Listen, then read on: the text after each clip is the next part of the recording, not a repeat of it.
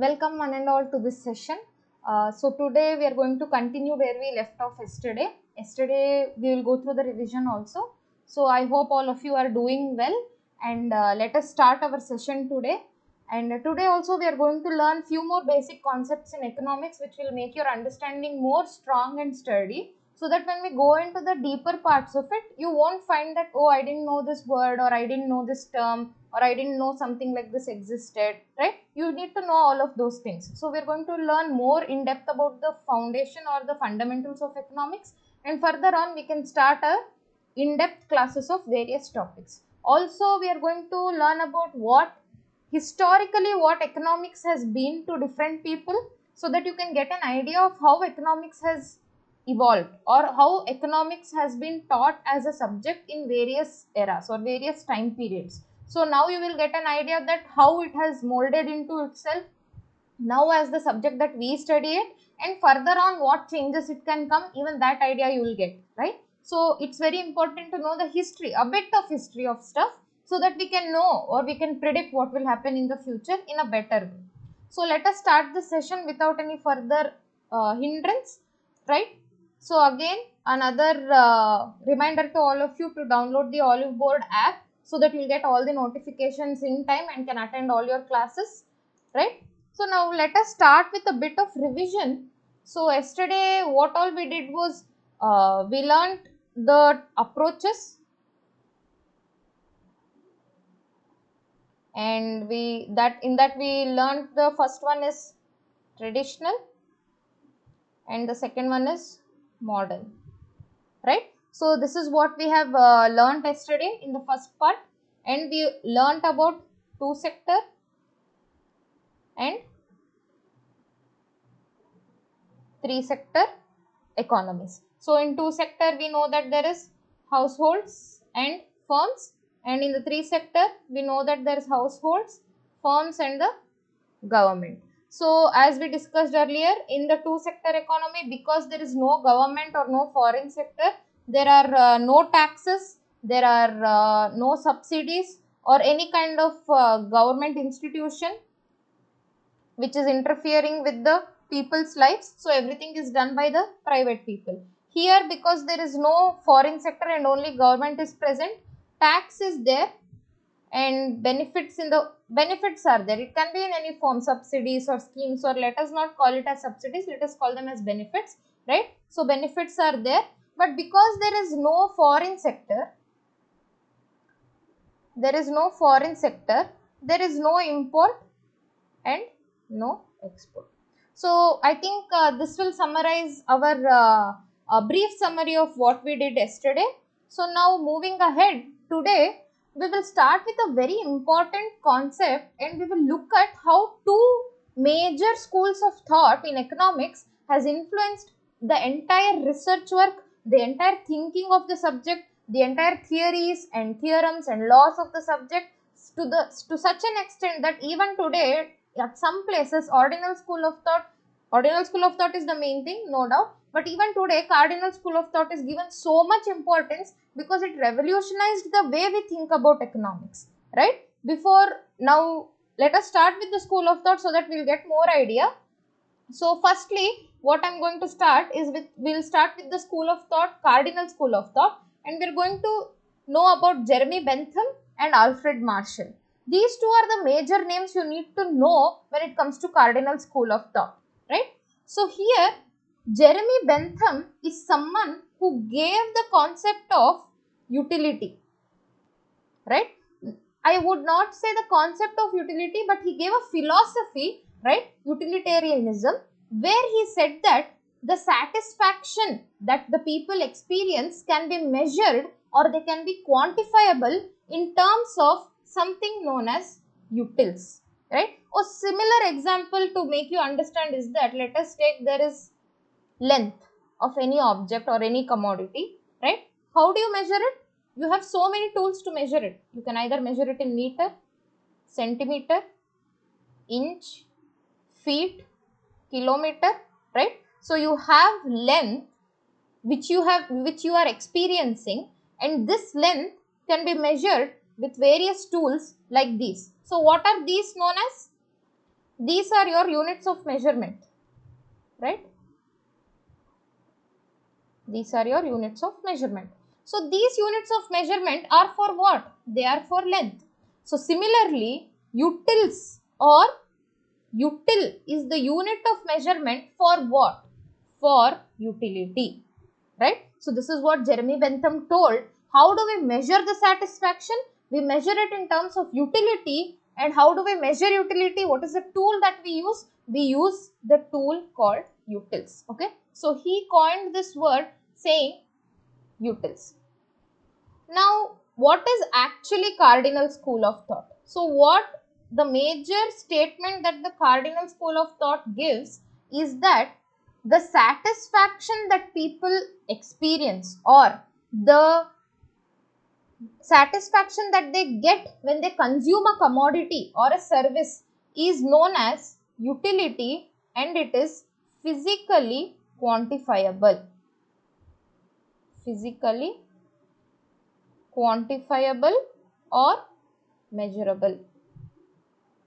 Same meaning.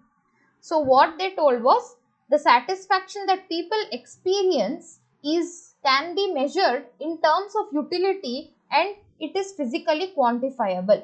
So a very simple statement that we can remember to know what utility is, and even you can note it down. So utility is the want satisfying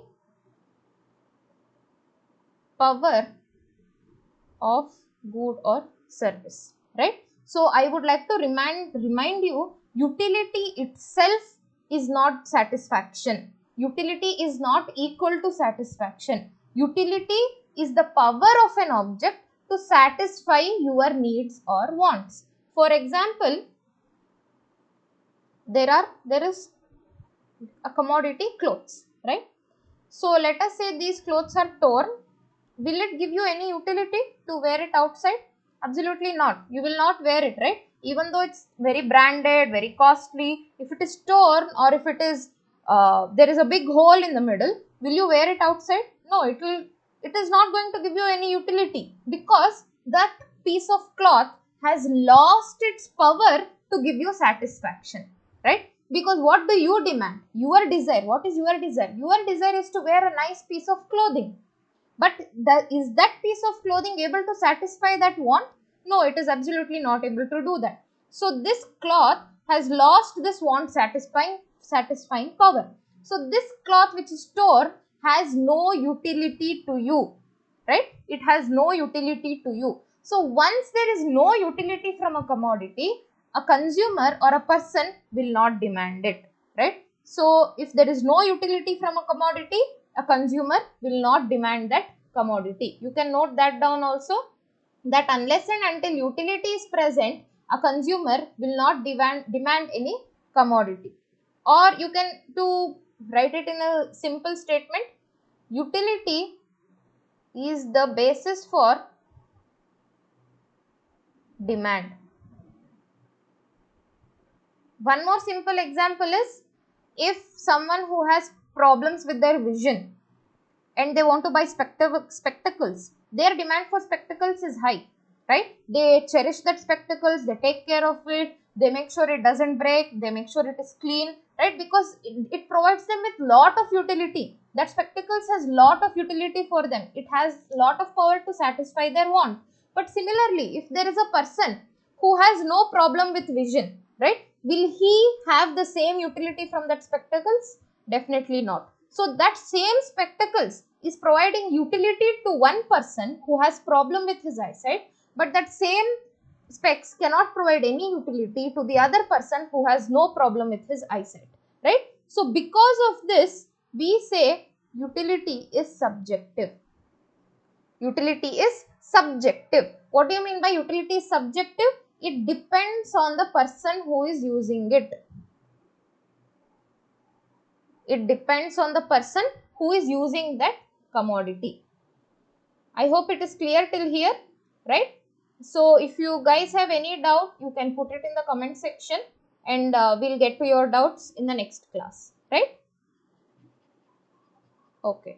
So in the cardinal school of thought, Like I told you, the main statement was that the satisfaction of a person can be measured in terms of utility in physical quantities, in terms of utils. So the main word you need to remember is utility and utils. Okay, sorry, it's LS. Okay. Now coming to one example, right? Now let us say there is an apple.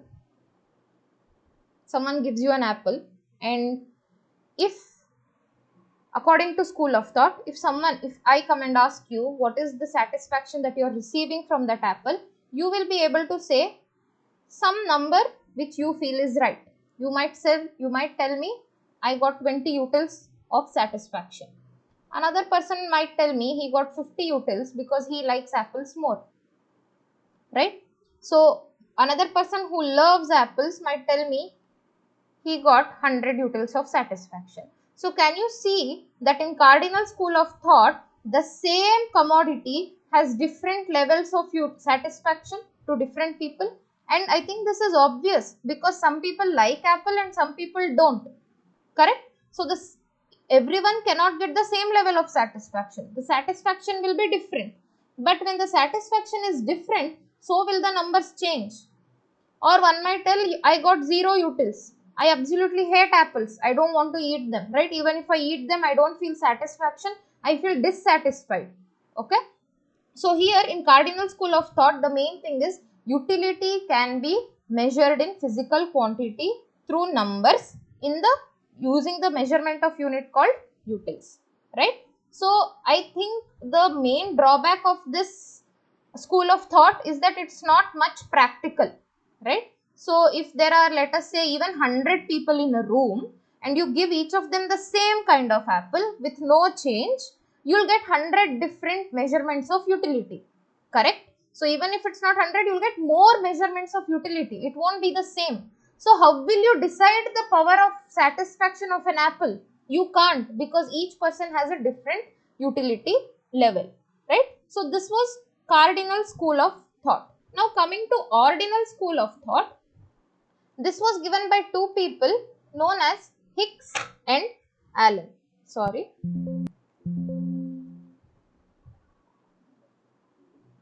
Yes. So this was given by two scientists called Hicks and Allen. So Hicks and Allen gave the ordinal school of thought. You can see their photos here. So here the first one, this photo is Jeremy Bentham and this photo is Alfred Marshall. So here I think you can see that the first one is Allen, RGD Allen, and this is Hicks, J.R. Hicks, right? So these two economists gave this school of thought called as ordinal school of thought, where they told that you cannot measure the satisfaction in physical terms. It is absolutely impossible to do that, right? Because utility or satisfaction is a psychological phenomena and you can't measure it in physical terms. All you can do, all the economists or anybody who is studying consumer behavior can do is arrange the commodity according to the preference of the consumer. I hope I am clear. Hicks and Allen told that we cannot measure, utility cannot be measured in terms of physical units because it is a psychological concept, right? How do you know that the 20 utils for one apple is correct? How do you know that 50 utils is correct, right? It is based on an individual's perception of their satisfaction. So now what did they tell? So instead of measuring utility in physical terms, what they told was we need to use something known as preferences. This is a very important word, right? They told we need to use the preference of the consumer and arrange the preferences in the right order to get what the consumer likes most and what they like the least. Once you get this list, once you know what the consumer likes most and what the consumer likes least, automatically you have a list which is showing the demand of the consumer. Whatever you like most, you are going to buy more. Whatever you don't like, you will never buy it, right? So according to the list of preferences, now we know the demand of the consumer, and according to this demand, supply can be adjusted or supply can be produced of that particular commodity. So according to Hicks and Allen, again I am repeating, preferences of the consumer must be noted down and made into a list and arranged in a specific order to know what the consumer likes and what the consumer dislikes. I hope till here we are clear. So there are two schools of thought, that is ordinal school of thought and cardinal school of thought, right?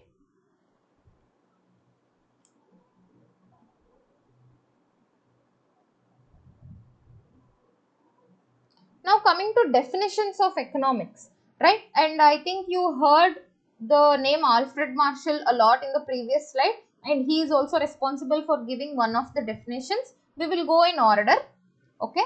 So now the person we are going to study first, that is Adam Smith. He is the father of economics, okay? He is most celebrated, which is why he is known as father of economics. Now he gave the wealth definition in his book Causes of Natural, Inquiry into the Causes of Natural and State Wealth. So what does his definition relate to? He says that wealth of a nation is most important, and how this wealth can be created and how it can be increased, right? He gave the invisible hand theory. This is also very, very important. I think when you study economic thought for any other exam, this will come up, the invisible hand theory. So what he says is that each person wants to have the best for himself. He wants to do what is best for himself, correct? I think we can all agree on this. We want to do what is best for ourselves. So he says there is this internal desire in every person where they want to do the best for themselves. If you just let them be, if you just let everyone be, and there is no interference in their activities or in their lives, they will automatically do what is best for themselves. When each person is doing what is best for themselves, everybody will be happy. This is what Adam Smith wanted to tell, and this is what he told. So he told there is an invisible force or there is an invisible hand which makes everyone do what is best for themselves, which in turn leads to what is best for the society happening at an aggregate level. So because of this, he told the government should not interfere much in the people's day-to-day lives, right? The government's role should be very, very limited, right? It should only focus on defending the country, defending its borders and maintaining law and order. These two were the major roles given to the government by Adam Smith, and he told it shouldn't interfere in the business, in the production, in the consumption or distribution of any of the commodities or services. So this is the wealth definition. Now coming to Alfred Marshall. Alfred Marshall gave the welfare definition. So what is the welfare definition? He said that all actions that people do, it is to get some kind of welfare, right? So all activity that we do is to get some kind of welfare, and he went to the extent of saying that money earned by a man is only to gain material welfare, right? It is to get material welfare. Somewhere he might be correct, but not to an entire extent, right? Money of course is very important. It helps us to bring out material welfare into our lives. But at that time, during 18th century or 19th century, thinking in this way, coming out of the line and thinking differently from everyone, it must have been a breakthrough point. So he told that economics is a science of welfare, because if money earned is spent only for welfare activities. Then the third person, major one, is Lionel Robbins. He gave the scarcity definitions.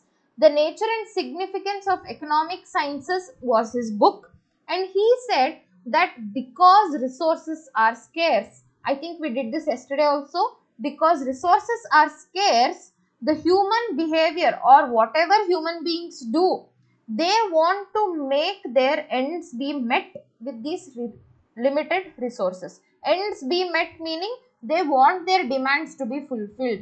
They want their wants to be fulfilled. They want satisfaction. So this is a relationship between ends and limited resources with many application. Ends meaning you can take it as wants, desires, right? Whatever it is. So it is the same meaning. So we are quoting his actual words, so we don't want to change it. So he said as a relationship between ends and limited resources with many applications. So the resources are limited also and they have multiple applications also, right? So for example is your water, right? If you have some want, if you have some desire, you have a desire to go play with the water. Maybe your mother has a desire to wash the house with the water. Maybe your dad has a desire to take bath with that water, right? So the same water, multiple people have so many desires, and you will figure out that okay, on this day let us wash the house because more water is used, and the next day let us wash or let us go play in the water because if once you play in the water you can't use it for anything else,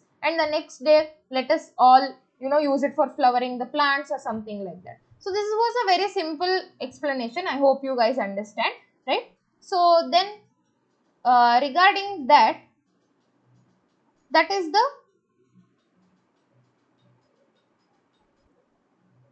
now the next definition that we will be looking at is the definition given by Samuelson. He gave the growth definition. So he said that because money is scarce and it is it has unlimited uses, you can use it for anything. So it should be utilize this money and give it priority for growth. You should grow from using the money, that it should be used for productive uses. Then only it is economics. If you are using money for wasteful things, then you can't say that okay, I'm doing some economical stuff or I'm studying economics, right? So anything that you do with money should be used for productive activities or should be such that it will help you grow. Then you can say that when you study such activities, then you can say that you are studying economics. That was his thought, right? So these were few of the definitions given by famous economists regarding the subject. Now, what are the two methods in economics, right? How do you study economics? So, there are two major ways. So, the first one is deductive method. It comes from the word deduce. I think many of you have seen mystery movies or read mystery novels. So, what the detective does is he deduces or he uses deductive method to find out who the culprit is. So, in this approach also, we move from the general point of view to a specific point or to a specific unit. So we know what is happening in general, and then we go down to study, is this also happening in that particular unit or in that particular entity, right? If I say all the sectors in India are behaving in such a way in 2023, then that is a general point of view. Then we go in specific and we say, is the automobile sector or is the agricultural sector also behaving in the same way? We want to study it. That is deductive method. One more example is that let us say onion production was very high in all the onion producing states in India. Now that is general statement. Now I want to see, did Karnataka really produce high levels of onion like the general statement is saying? That I want to do research, that I want to study, right? So that is deductive method. Now coming to inductive method. What is inductive method? It is the opposite of deductive. You go from a specific point of view to a higher general point of view. You know what is happening in one unit or you know what is happening in one entity, and you take it up, you scale it up to a general point of view, right? Sometimes it might not be true, sometimes it might be true, right? So it's a general point you can say is that let us say Telangana is experiencing lot of rains. If that is very specific, because we are talking about one state out of 29 states, then you can say a general statement that not only Telangana, the entire south of India has been experiencing lot of rains. So that is a general point of view. So these two are the methods, the first one being deductive method and the second one being inductive method, right? Now economics, is it a positive science or is it a normative science? So what is positive science? Positive science is just that it studies cause and effect relationship, okay? Now if somebody asks why did you fall, right? The phenomena that happened is that you fell. So what is the cause? Maybe there was a stone, you were running and you tripped. That is the cause. What is the effect? That you got hurt. Now that you have a bruise and that you are bleeding, that is the effect. So we are just going to study the cause and the effect. We are going to find it out. It won't, of course, it won't be as simple as telling that there was a stone and I fell. Now if let us say I think when the Ukraine and Russia war broke out, prices of lot of commodities increased. Like the inflation was very high for those commodities. Now that is the effect, that is the phenomena that oil prices increased a lot. Now what is the cause? The cause was that the supply chain was disrupted due to the war. Now we are going to study, okay, the supply chain is so and so, we get this from the country nearby Ukraine, or we get it from Russia, or we get it from Ukraine itself, and because war has broken out, people are not engaging in any other activities, due to which the producer stakeholder has been stopped, due to which the supply chain has been disrupted. Supply is less, demand is more, therefore prices have increased. You know, this is a positive sense. You are just saying why this has happened, what has happened. Okay, so this is considered positive sense. It identifies the similarities among economic events. So now this happened recently, okay, like 2 years back or 1 year back. Now what is it? The same thing might have happened previous times also when wars broke out, right? So now you will study, okay, in previous years also when the war broke out, the prices of few commodities have increased. So now this is a trend. Now you know, whenever there is a disturbance in supply chain due to wars, there will be increase in price. So in the future, you can do better. Whenever you know that, oh, there is a war going to break out, let us hope there are no more wars, right? But if there is such a case, like the war is going to break out, you can immediately get ready, or you can help your citizens, you can help the people of your country by making good policies so that price of things don't rise, price of commodities don't rise. Now this is positive science. Normative science studies what actually should be. What ought to be is the question, right? Not what is. What is positive science. What is actually happening, studying that is positive science. What ought to be, when you study what ought to be, means what should the ideal condition be, what should the ideal situation be, then you are studying it in a normative point of view. And when you are studying normative point of view, you take up lot of other factors, you take up cultural factors, you take up political, religious factors, right? You take the implications of all those things, and then you decide what is the reason. So in normative economics, value determination is involved.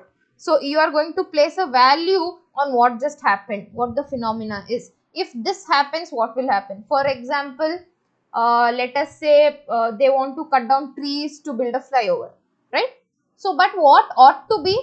You shouldn't cut trees to build a flyover, or if you really want to build a flyover, you need to replant those trees somewhere else, or you grow more trees, or you grow more plants which will later eventually turn into trees, right? So this should be the ideology, what ought to be. Then you will give a value.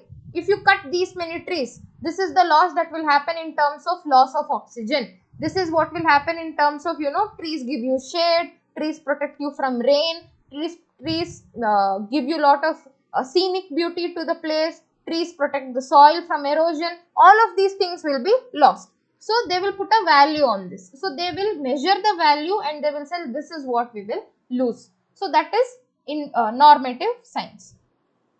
Now there are some basic term in economics that you need to know moving forward, right? So what is the first one? Scarcity.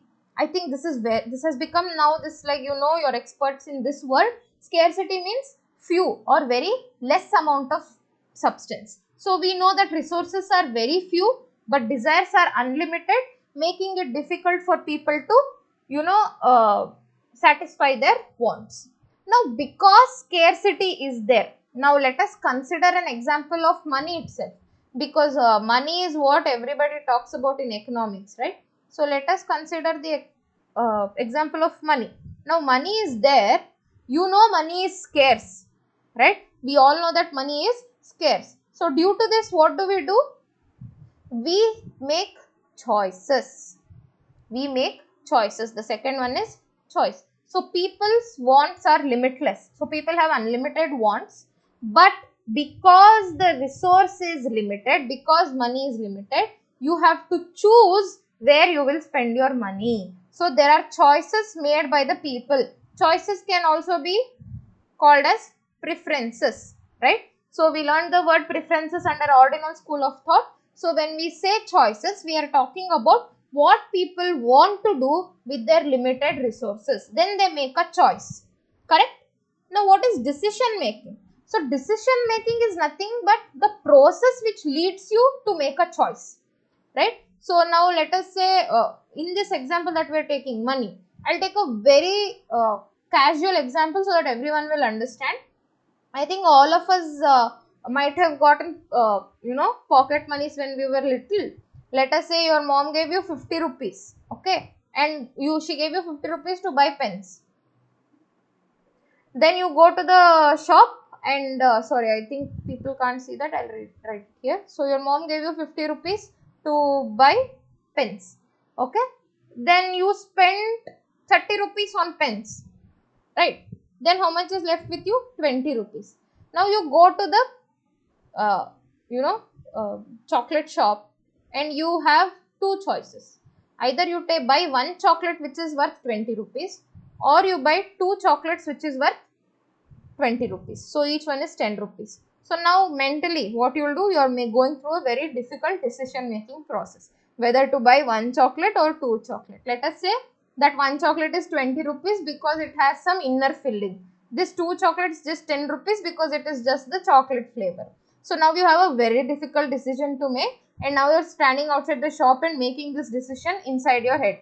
Mind you, it's all a psychological process. You are not doing it physically out there, right? So this decision making process leads you to make a choice. You either buy one chocolate or you buy two chocolates and you go home, right? Maybe you will decide, see, if I buy two chocolates, I can eat it tomorrow also. Then you will think again, I don't have to ask money from mom, so I will buy two chocolates. Then you will buy two chocolates and you will happily go home, eat one today, eat one tomorrow.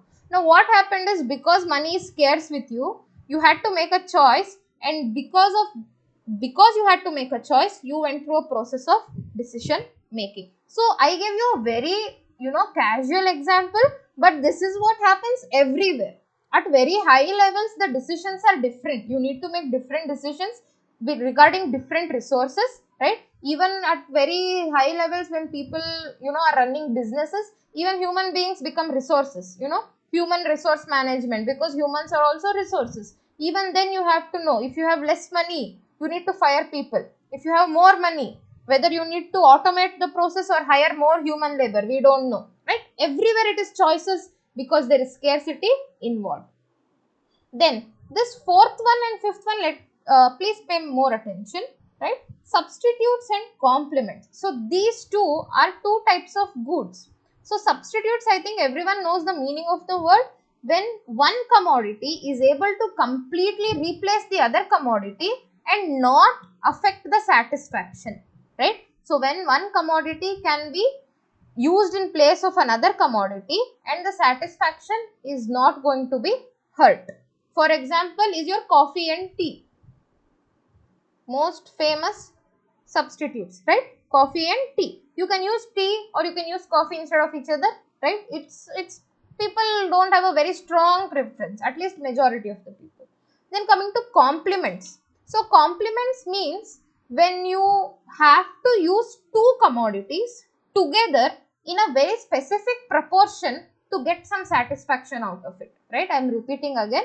When you have to use two commodities together in a particular or specific proportion so that you can get some satisfaction out of it, then you say that they are complements. Your very basic example is bread and jam, right? So I know we can also put jam for only one slice of bread, but now just for example, let us think we can't do that, right? So the proportion is that 2 slices of bread and 1 spoon of jam, or 2 spoons of jam, right? 2 slices of bread and 2 slices of jam.